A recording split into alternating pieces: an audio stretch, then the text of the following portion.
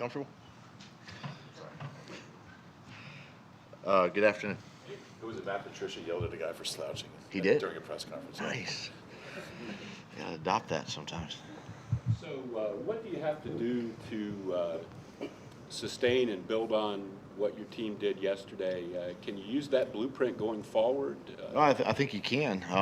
Anytime we stay balanced, I think as an offense, good things happen, and you're able to score points and sort of control the ball. And I think you look around the league at the common theme of teams that have that balance are winning games. So yeah, I think that's a formula that you can carry moving forward. Why did it take so long to kind of get to that point? Was it Corey's health or just not knowing about Josh? No, I just think sometimes it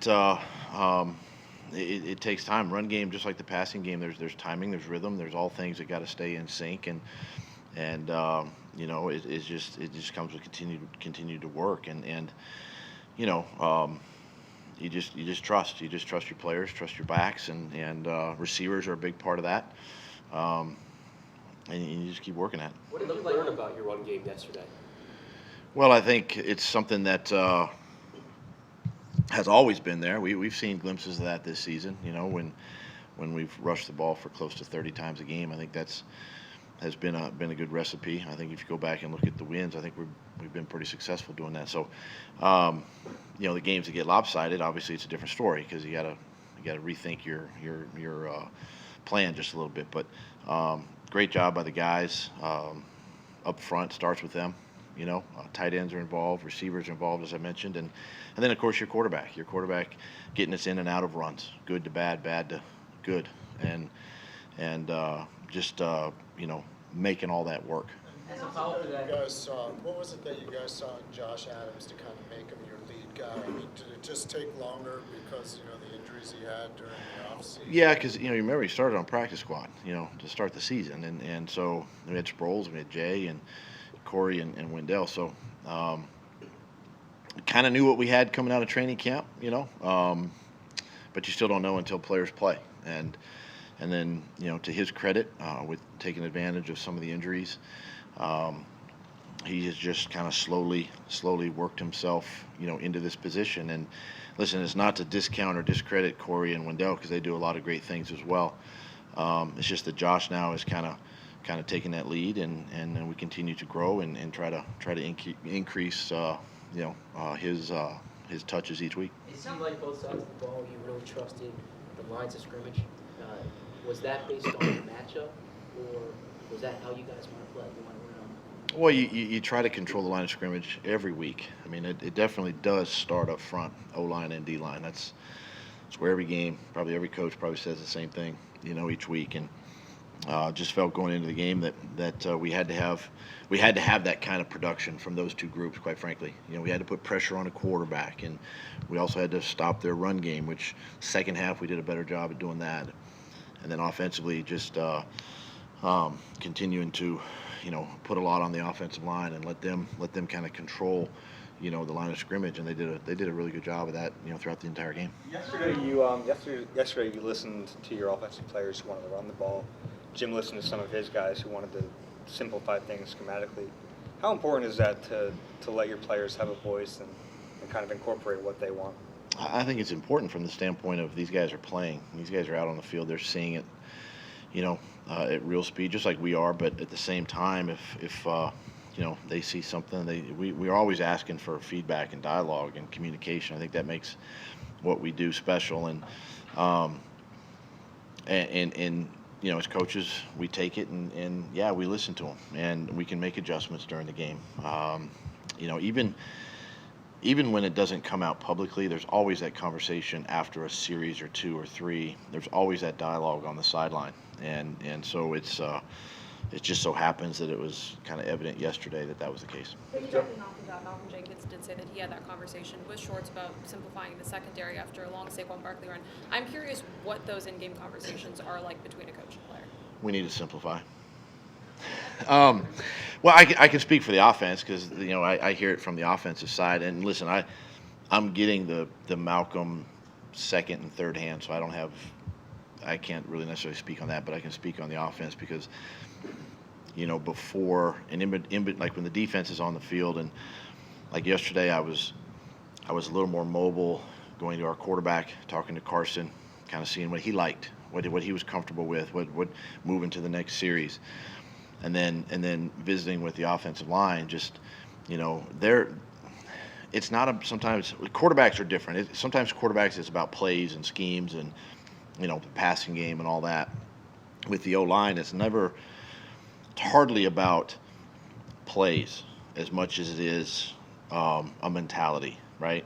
We're kind of taking over. We're kind of dominating. We're kind of got a little momentum, and so just continue to trust us. And really that was the theme yesterday with both. I would speak for Malcolm, I guess, and say, hey, listen, trust us. Let's get back to some of the basics, some of the things we do. We do have some young guys on defense. Let's help them out, and it worked in the second half. Do you think that kind of creates a kind of a sense of ownership when the guys are? Yeah, because we encourage. I encourage the guys to speak up, and if they see something, say something. And again, as coaches, we definitely have the final say. But at the same time, I think it builds a healthy chemistry with your team. When you said you were more mobile yesterday, what does that mean? Mobile? You said you were more mobile in terms of talking to Carson on the sideline. Just me roaming around on the sideline. Mobile. More yesterday? Probably a touch more than I normally would. Just a TV timeout or something like that between a series. Just being able to walk and just talk. A lot of times Carson will come to me between the series as well. So it was just a way for me to go back and talk to him. Doug, the last two games, Golden's been targeted 16 times, which is as much as Alshon, Nelson, and Jordan combined. Is that ideal? Is that still something you guys are just kind of trying to figure out? Well, we're trying to get everybody the ball. There's only one football. You think about the 4 or 5 receiver positions that we have, and you got 2 tight ends. All part of the game plan, and sometimes you don't know where the ball's going. You put a certain personnel group out there, but we have a certain progression too. I've talked about game planning for Alshon, game planning for Ertz, and things like that, and a lot of times it's just kind of the way the ball goes, and it goes to that person. So it helped us win a game, and we'll start over this week again. This is already set career highs for catches and receiving yards. What has he done this year? Obviously he was good his first 5 years, but what is it about this year that maybe he's taken it to the next level? I think it's a combination of things. One, I think it's a combination of how he's worked in the offseason, how he's prepared himself for the season. He's a year older, a year wiser. He's understanding defense, leverage, how teams are trying to either take him away or defend him. I think that's part of it. I think the other thing is the emergence of, and really the influx of talent on offense. You think about Alshon in the things he's done, and now Dallas being at that position. It's really kind of freed up Zach for us to move him around a little bit and put him into some receiver type positions and be successful there. So I think it's a combination of stuff, but it's definitely a credit to him and how he works, how he prepares, and I think just being a year older has really helped him. What about the kind of season that he's having? He's, like Jeff was saying, he's kind of on a record pace and everything like that. Well, obviously, probably at the end of the season, you can look back and say what a great season he had individually, but collectively we're still trying to win a football game, and he's obviously a big part of that, whether it be in the red zone or out in the field. So he is on pace, having a good season, but I could speak for Zach and say that his ultimate is to win the football game, whether he gets 9 catches or no catches. Bottom line is he wants to win the game. On the first touchdown yesterday, he broke a tackle and then he kind of ran through 2 guys to get to the end zone. He's been better getting yards after the catch and breaking tackles this year than he has in the past. Would you agree with that, first of all, and what do you make of that? Yeah, I think that's part of what's making him having the season that he's having. Where we were on the field and needed to get in the end zone. It was a great catch, stepping back through the linebacker, through the defender, to be able to catch the ball and then break that tackle, get in the end zone. Those are all things you expect from your tight end, and he's really kind of taken that to a little bit, another level for him this year. On the first drive, 4th and 5 at the 47, what made you punt Plus it or there? minus. On the Giants 47. What made you punt it there? Was it early in the game? Yeah, the first drive of the game. So, Right after the touchdown came back? yep. Man. Yeah, see, if we don't have the hold, we don't talk about this. No, I think it was early again in the game, 4th and 5, midfield, just try to, again, flip the field, back them up. It's early, and just a decision there to punt. We asked you after losses what play you would, or decision you'd like to have back. Was there one from yesterday, even though you won, that you would most want to have back?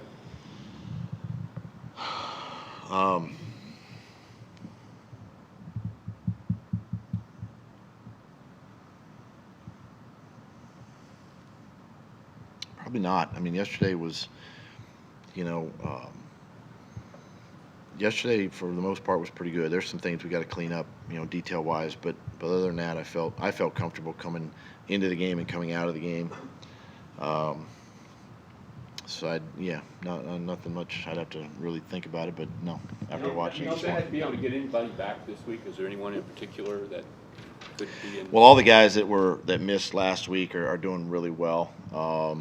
We don't practice till Thursday, so we got a couple days here. But you talk about Jalen. I think he's doing well. He's still day to day. Sydney's day to day. Avante's day to day. So these guys and Jordan. Jordan Hicks is probably a little longer than that, but we'll see. We'll see come Wednesday, Thursday when we get the guys back in here to work and see where we're at the end of the week. Nelson Aguilar had said that Mike Garreau had called the 4th and 1 play. I know you called the plays, but what was his involvement in that? I'd have to check with Nelson. Quite frankly, I don't remember that. He just must have made a mistake, I guess, and say Garreau called it. Maybe I mean, could have been. I mean, I don't. Was Mike? Well, Mike's more involved in this 2-minute offense. Is that correct? Yeah. Yeah. Do you feel any closer to solving what's been plaguing you guys in the first quarter? And I know you that run called back, but do you feel like you're getting closer to? Well, I mean, if you just negate those plays, we move the ball, we score. So, quite frankly, it's just we got to eliminate those negative plays. It puts us in, 3rd and 15 when it's 3rd and 5, and then we get the pass interference, and we get the holding call on the second play of the game, and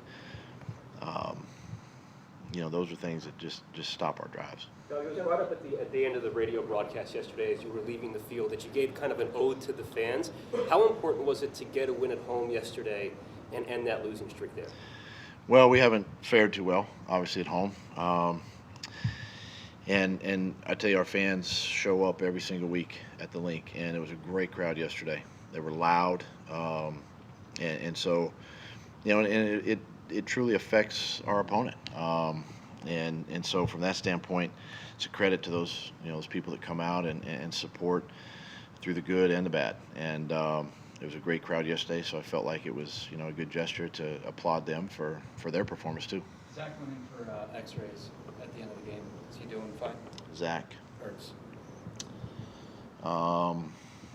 Yeah, I guess. Yeah. He's doing good. Yeah. He went in for X-rays He did. at the game? After the game was over. Oh, after the game. Yeah, he's good. Do you do anything differently with Alshon? His targets have kind of decreased in recent weeks. Yeah, you know what? I try to get. He's another one I try to get going early.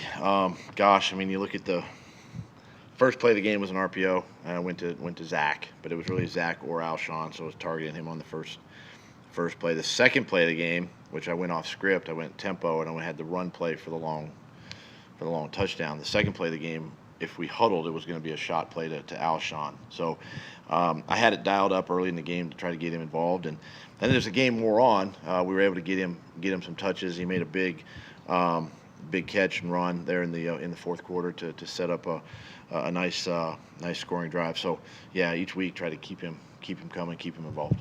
Okay, thanks, guys. Thanks.